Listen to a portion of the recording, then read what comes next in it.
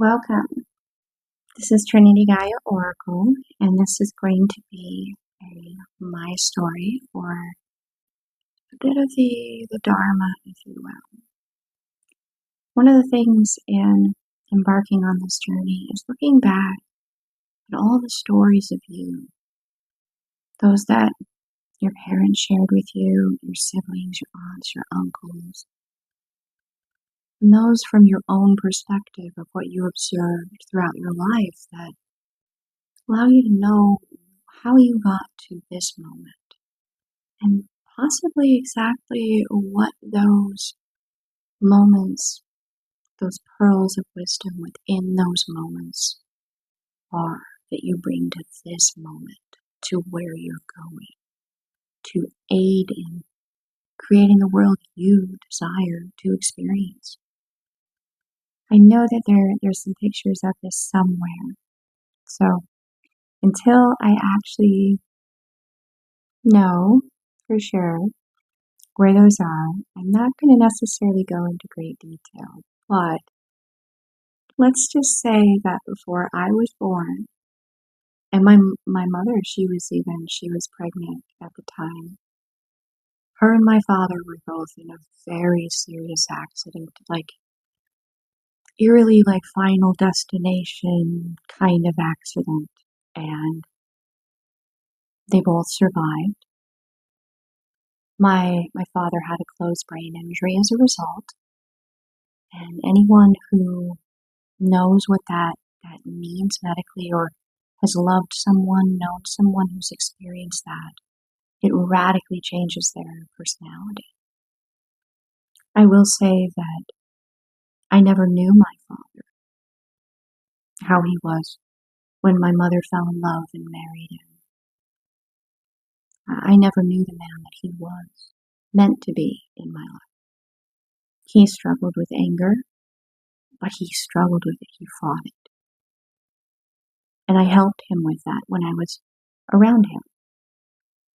And my mother, she happened to be like knitting or crocheting, so she had a ball of yarn in front of her, and if she didn't have that there, she wouldn't have survived, and I wouldn't be here. Excuse me, I have my cat very curious about my hot cocoa here. Figured for story time I should maybe have something warm and comforting. And chocolate is a natural antidepressant. And by that, happy chemicals occur in your brain when you have chocolate involved. There are ways in which you can use chocolate. A little piece of dark chocolate every day can help, facilitate that foundation, the possibility of joy to be experienced. A little, like raise that possibility a little bit more. Why not, right? It's a simple thing and it tastes good. So hey, my father, from a spiritual perspective that I understand now, that brain injury, it made him more vulnerable to influence. I became very aware of his emotional state. I became very attuned to when he was not necessarily winning that battle. And I learned how to read him, how to help him as much as I could, because it helped me, because I didn't want to experience his anger. This is speaking more from an older, like a teenage version of me. My parents, they did get a divorce when I was young. They did. He was not himself. He was not able to control himself, and he had said some things. He was kind of approaching maybe doing some things, and my mother, she'd been there, she'd done that, and she wasn't going to allow it to go there because she didn't want what had happened for her to happen to me or my sister. She was there until that.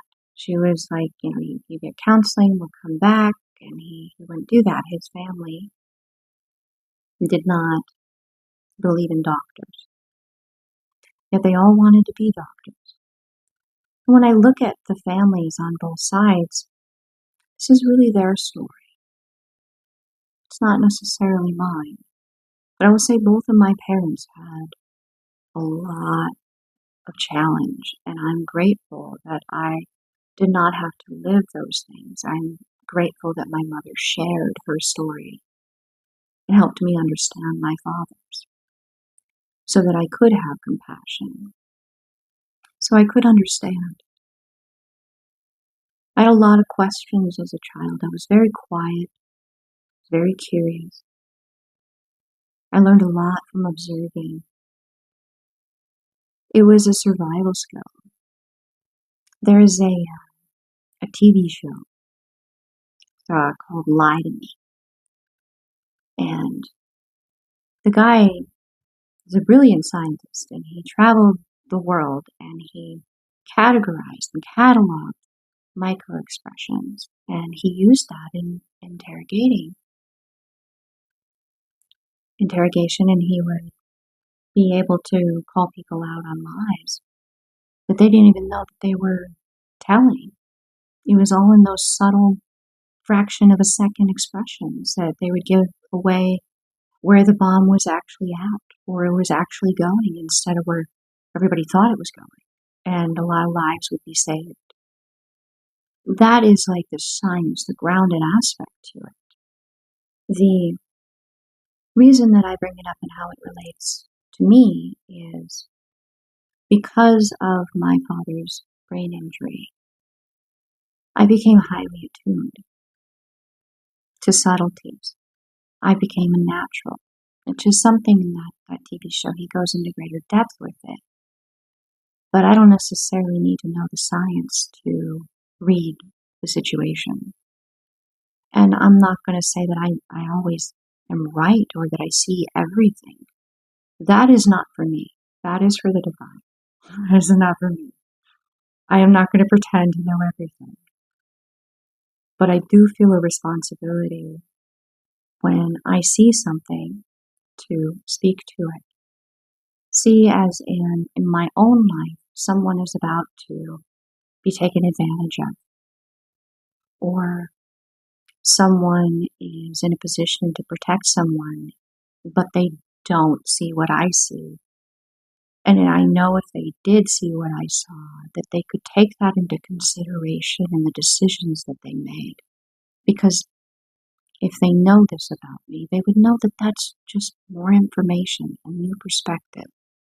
Two minds working on the same problem are far more efficient than one. At one point in my life, my first memory, before my awakening, if you will, before this healing journey, and learning more about myself, my initial first memory, I was being activated by the sun. My first memory was of sunlight. And as a child, and even, a couple of years ago, I didn't realize the significance to that. I came awake to light codes. I was so happy. It was so warm, and it was like there was love in the air, and I was so excited. And I just remember not being able to stop smiling. However, as I've gone through this journey and I've unlocked more memories, and even that one, I think I was like 3, based upon other happenings in my life. That was a really early memory to be able to recall. And before this experience, I was very logical, incredibly logical. If, point A didn't connect to point B, I was going to be like, wait, what? This doesn't make sense. Not that I didn't believe in more. I just hadn't experienced the challenge to make that jump from A to C without necessarily getting B. And that's where the intuition, that's where this connection, the awakening has come in. It's allowing me to understand B without knowing B for sure, logically present, and I can arrive at C. So the first memory that I had was, I was like 6 months old, and I just remember like I was a colicky baby, so I was always crying. If you've ever seen video or you know what it is to see a child, a baby with colic, it's like they're in so much pain that they put their whole body in trying to get out what's inside of them, out of them. Almost like they have to be feeling like their insides are being eaten by the acid in their stomach.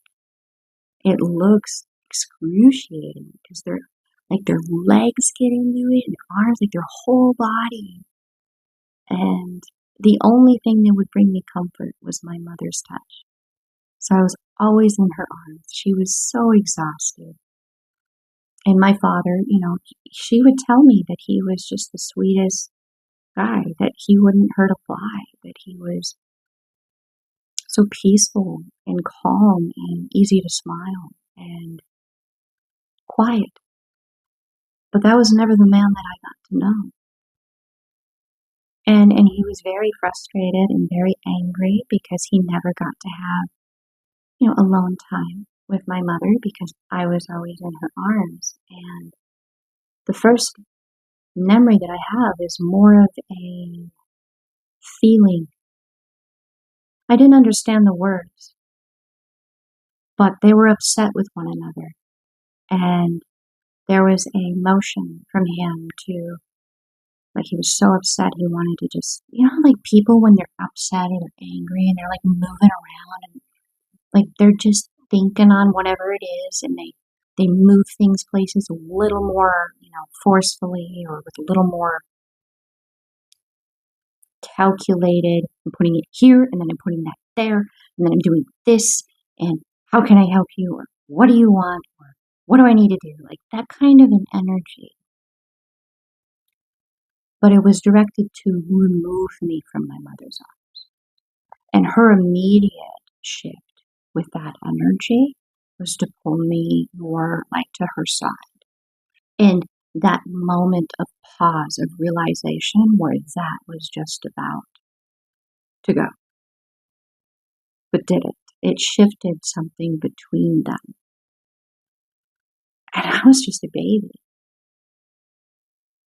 And I'm not being guided necessarily to go deeper down that path at this time, though there is more there. I will say that there's this concept that I encountered through my awakening journey that people sometimes, they've been through so much in their lives that their soul kind of checks out. And that leaves the human personality, the ego, the inner child without that connection. So they then can become, I don't like the words, but it's called a walk-in. So other energies can make that space that's vacant something that they could take advantage of or use. And sometimes they're really good. Like I just heard a story today about someone who just started basically where an artist had left off but had passed away like 50 years ago. And they just started painting just like this individual. So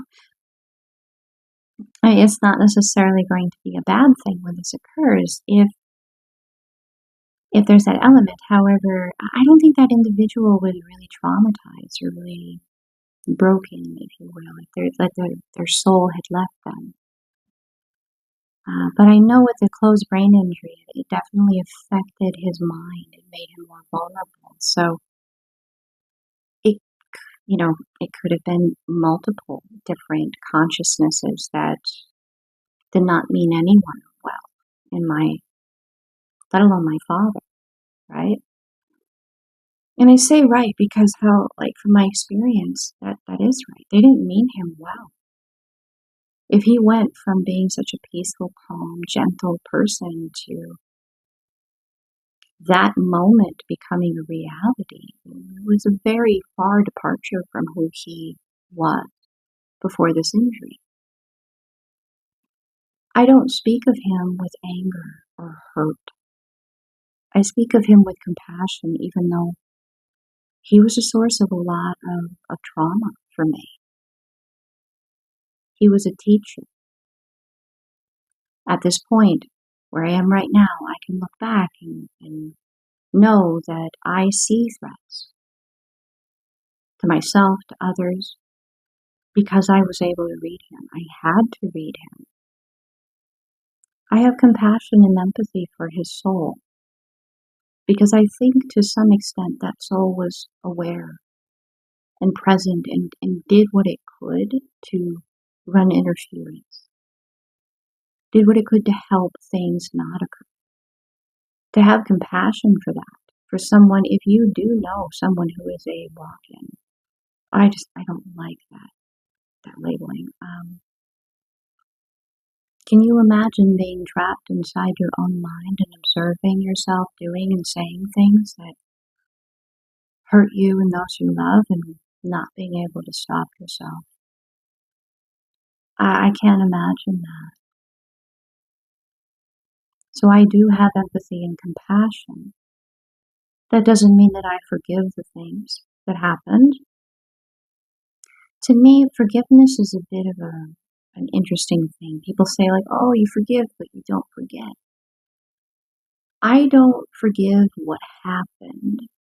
I don't forgive them for them, like it's like a wiping of the karmic slate. No, I was done wrong. There is karma in that. There's karma in that. But I don't hold hatred or anger towards him. And I know that I was able, because I chose to, because I was given the ingredients to be able to change that into something that made me stronger.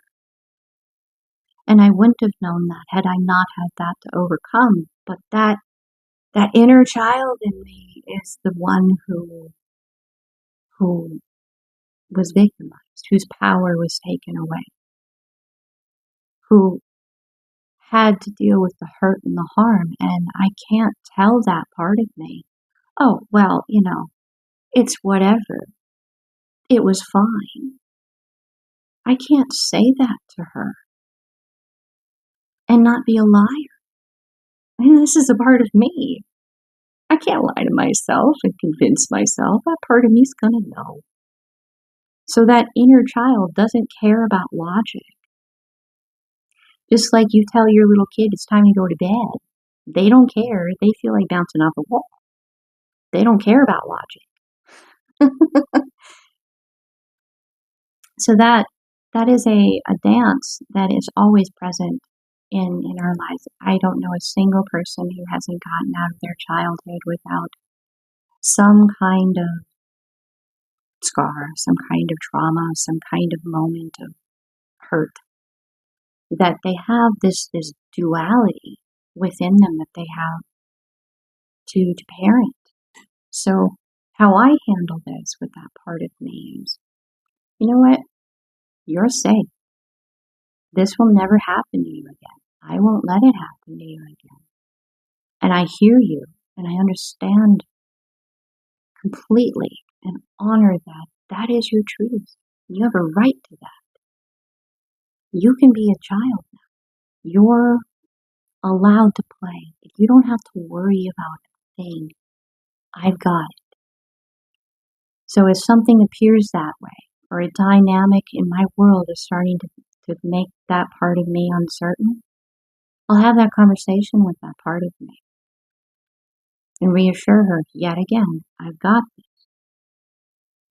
And I can have that conversation and that awareness because of these wounds from these interactions. Do I forgive his soul? I forgive for me so I can move on. But I don't forget what happened. And I don't really know how things shake out exactly with the whole soul side of things with that. But that's not for me to know right now. And that is kind of hard to let go sometimes. And that's okay, because that's part of moving into healing, is to acknowledge that it's hard to let go when you've been done wrong and you want to see, you want to know that that justice is being done, that this individual or this energy or this entity or whatnot, that it is going to be made to have to work through the karma of what was done, that they chose to do, that they didn't have to. That kind of a dynamic. That, if you hold on to that, it will eat away at you. It will. It'll make you bitter and angry. And then you'll accrue your own karma. It's kind of interesting how that works. I know that that is, in this life, it is not something necessarily that I'm, from my perspective, as the human consciousness that's aware of my ego, healed my ego, and I have made the space for my inner child to know she's safe and continued to parent, continued to make that space safe for her. And really become very aware of my subconscious to know what is me and what is not me. So I know when something is affecting me that's not me. And I have all of me at my back with that. And we're all like, yeah, that's not us. It's not us. That's not our energy. That is for the divine to handle. That is for my higher self to understand. That is for them to shake out and me to know that what is going to be done to help that energy learn, evolve, and grow, and possibly learn, and me to heal, alchemize, and surrender so I can move on to bigger and better things, to raise my energy vibration, to, if nothing else, the very justice that you can really give yourself is rising above what they desired to make you deny yourself by holding on to your anger and your bitterness at what they had done. And that's where self-sabotage comes in. And believe me, I know it's hard sometimes because you're so hurt and you're so angry and you don't know how to move into happy, at peace, neutral joy when you're still angry because you're so sad that you experienced that. I know that it's challenging. The greatest justice you can give yourself is to move into that anger, hear it until you feel the sadness. And then you sit with that sadness and you honor it. And if that means you let some tears drop, you let those tears drop. You give yourself that. Because I'll tell you, after a good cry, you're going to feel tired. And you're going to feel like taking a nap because you finally put down that burden, that 10 of wands that you've been carrying because of what they did and how it made you feel, that you, and you've still been carrying it until that moment. When you let that emotion move through you and you cry, you're putting that burden down. You're saying, I'm not bringing you into my future anymore. You don't get to influence my choices ever again. I won't allow it. I am going to have my justice. And that is me having everything that they didn't want you to have anyway. A lot of these energies, like they talk about it sometimes like your life is just a game. And it's you versus those that want to deny you, realizing how abundant and happy and beautiful and amazing you are. So the older the soul, the concept is the harder the life. I don't necessarily ascribe to that because I'm aware that we're all connected, we're all one. So when someone else is hurting, that's possibly a part of your oversoul right there. That's possibly a part of you in them. So allowing them to sit in that is like allowing yourself to sit in that. If you have the ability to help, because you're helping yourself too. By helping others, you're healing yourself. And as you do that, you are reclaiming what those people, those energies, those dynamics, those situations desired to rob you of in your life. That you would never reach for happiness. That you would be so angry and bitter and scared of ever being hurt that you would never let yourself be happy. And then they win. And I don't know about you. There's a fighter in me that really doesn't like that statement at all. There's like this switch that flips in me and like, you say what? Oh, them is some fighting words. That's the kind of like there's a deeper part of me that is going, nope. You mean that's what's standing between me and happiness? All right. Well, why am I angry? It's because I feel this way, and this is this sadness, this sorrow. All right, I'm going to feel all of it. I'm going to have my good cry. I'm going to take my nap. It was heavy holding on to that. I'm going to wake up, and I'm going to be free of carrying that. So when I encounter an opportunity, an option, a chance, the maybe before holding on to that, I would have walked away. I would have said, you don't get to hurt me because I care about you already. And if I let you any closer, I don't want to be hurt again. No, because I put that burden down. I'd be like, you know what? I know I can overcome it if you do hurt me. So yeah, I'm here. What do you have to say? What do you want to do? What do you want to teach me? Why am I here? Why are you here? What do I have to learn from you?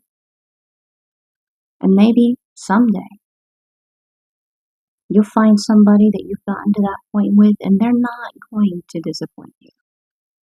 They're going to do everything that they can to be that you need them to be. And that's really all you can ask of anyone. Someone makes you a promise like, I'm never going to hurt you. That's not a promise they can keep. It's not. They're not perfect. They're healing just as much as you are. And they heal. They heal because only you can give them those pieces of them back. Those hurt pieces of them. When you're in a situation like that, that's why relationships are so important. They tell you so much about a person. And it goes back to those root relationships. I am beginning my life, my journey, my awareness that I am a miracle. I shouldn't be here. I should never have been born. I don't know how many times the divine stepped in to make it possible for me to still be here. But I'm grateful to be here, even though, yes, I've had my moments. And don't be hard on yourself for it. You're being honest. You're being authentic. You're being real. You're telling the divine where it hurts. Where you don't understand why all these bad things have happened. You don't understand how it could possibly be a life that you can ever be like, I'm grateful for all of these horrible things that happened to me. Like, there's that level of just like, what? But when you're in that moment and you don't get it, it is a cry to the divine. It is a cry. It is a distress signal. And you are heard, and what you need comes to you because you called out for it. That is one thing you can always rely on, is the divine will not allow intervention if you do not ask for it. Your free will, your choice matters. That's why it's co-creation. If you don't let the divine know what's going on, if you don't go out and stare up at the stars and just yell, if that's what you need to do, just let it all out. Just scream and yell and maybe it's a punching bag because maybe you're like more like hold that in your body more, and to really get it out of your body, you have to act. out. And a punching bag is a very safe place to do so. Maybe you need to run 10 miles. But while you're doing that, you're focusing on what is hurting you so much. The divine hears you. The question is whether or not, one, you're willing to speak. Two, are you willing to listen? If you find yourself ever at a crossroads in something like this, going back to these moments in your life, these situations, these dynamics, they tell you a lot about who you are. And how would you feel if you were those individuals? And I know sometimes that's hard. So if I were my father, how would I feel observing myself saying and doing these things? Number synchronicity, 3, 2, 1. It's a countdown. It's going down to the root, down to the very tips of the roots of your tree, to the origin, to that point. And I can look at my father now, the concept of my father now, and know that there's a lot of hurt there. But I know that he didn't like who he was, and he didn't like what he was doing. And he didn't enjoy what was going on. I knew that a part of him hated himself. I knew that. And it manifested in how he left this world. He had cancer. And there's a book called Feelings Buried Alive Never Die. And if you look up the different kinds of cancer and whatnot, his talked about self-hatred. So I know that there was a part of his soul, the individual that he was supposed to be before this accident, was still in there because he was capable of feeling like that. The beings that stepped into him, the consciousnesses that stepped into him, they didn't care. They didn't hate themselves. They probably enjoyed that he hated himself.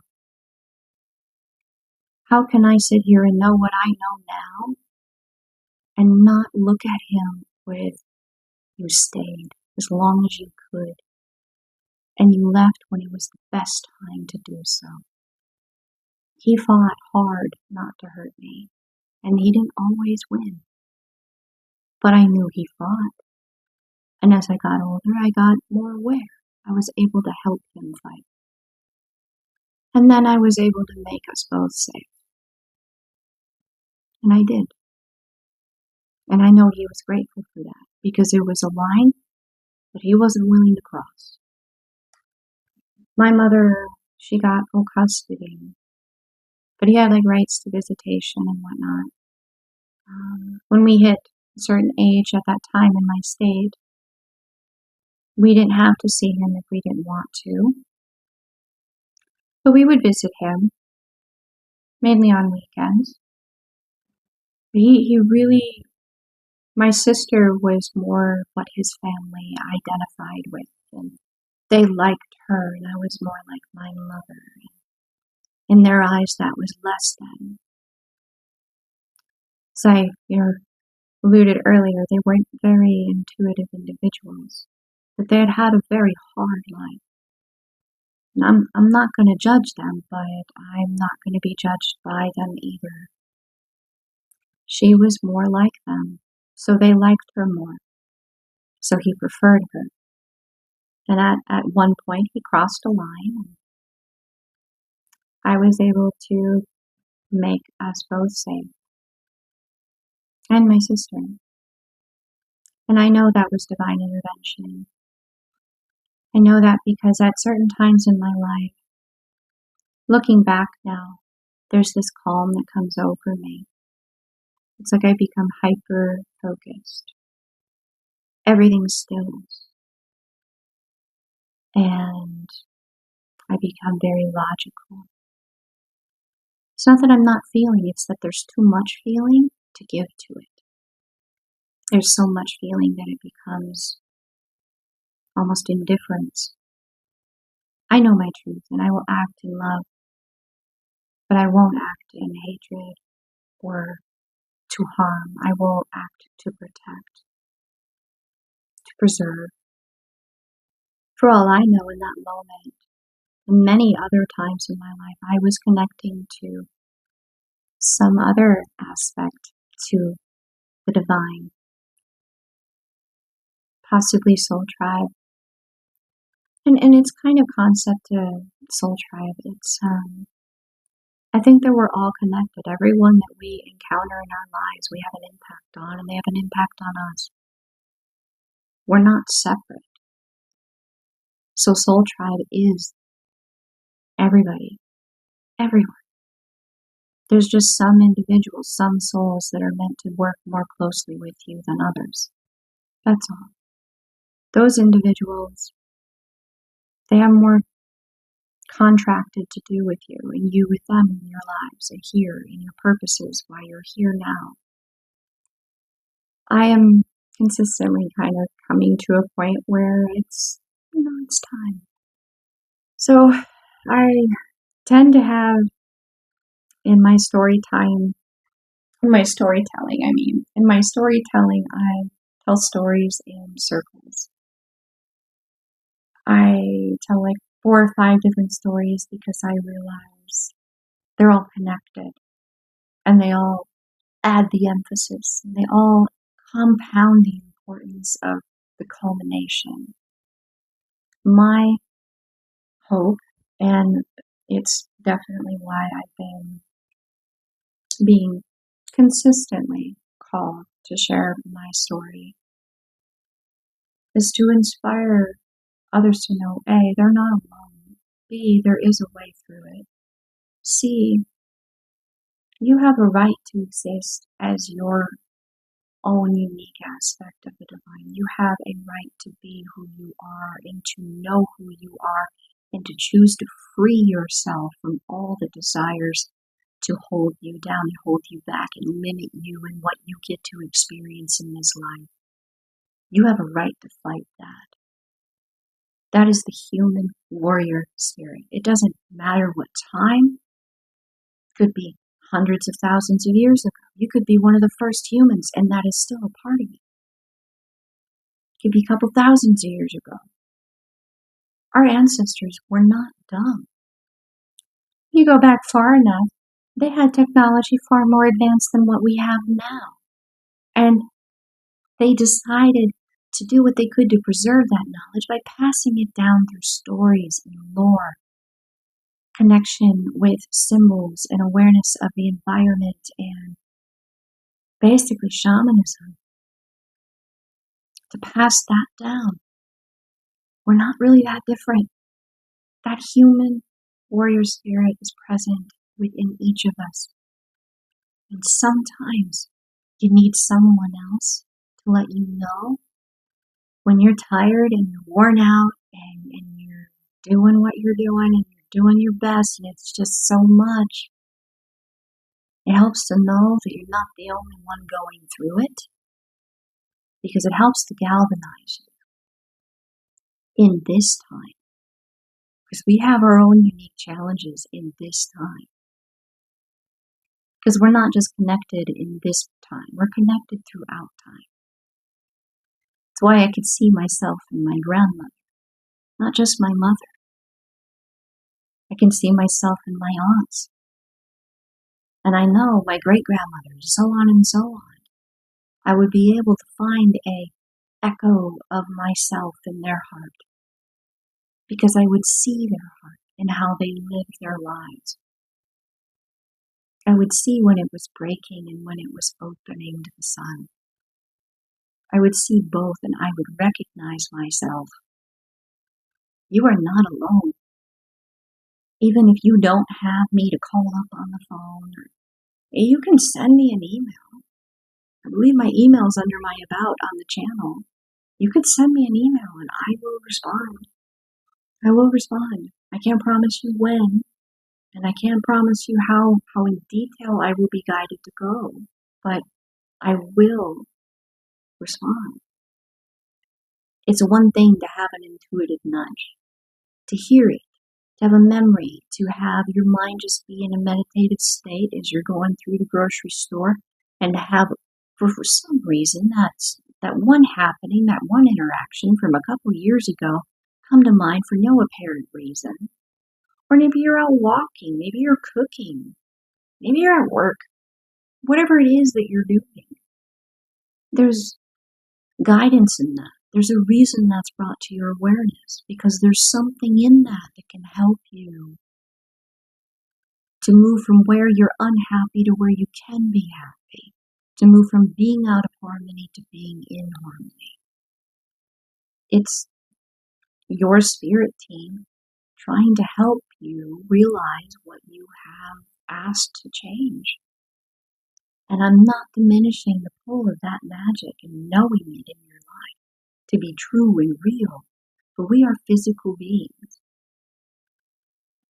Number synchronicity, 333. We are spiritual beings having a very physical experience. And we are physical beings having a very spiritual experience too. Sometimes you need to have another human being to talk to about these things, to know that you're not alone. Whether that's a counselor, a family member, a friend, or a stranger that you just feel a kinship with, and you reach out in an email, whatever it may be.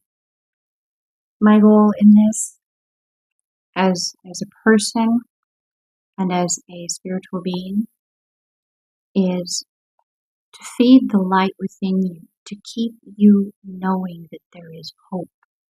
They keep putting one foot in front of the other towards that you desire to realize. To keep opening your awareness to whatever it is that you desire to change in your life so you can be happy, to actually be realized. And that requires you to be open to it. And that at times is very hard. As I started this with a final destination story kind of a deal, both my parents lived. My father was changed. In that moment, he was radically changed. But I'm grateful that he was there. And I know that he didn't want a lot of the things that happened, but he was there for me anyway. He loved me the best he could. And I got to live. My sister and I were born a couple of years after that. And even though this life has been challenging, that's an understatement, I am grateful for this life. Even if I don't always understand why things are going as they are, or I'm in pain and I don't get it. Don't let that light go out. That light in you is your secret weapon. There's a lot of wisdom in that. You have the courage to hear it. And if you're here still, let me know. Leave a comment, leave an emoji down below. An emoji that means victory, means solidarity. Whatever it may be for you. Maybe it's a pom-pom. Maybe it's a football. Whatever it may be for you. Own that fight still is within you. And when it's time, you'll be given that opportunity to live in joy, free of holding on to that burden. Knowing that you put it down, that it didn't own you. You put it down.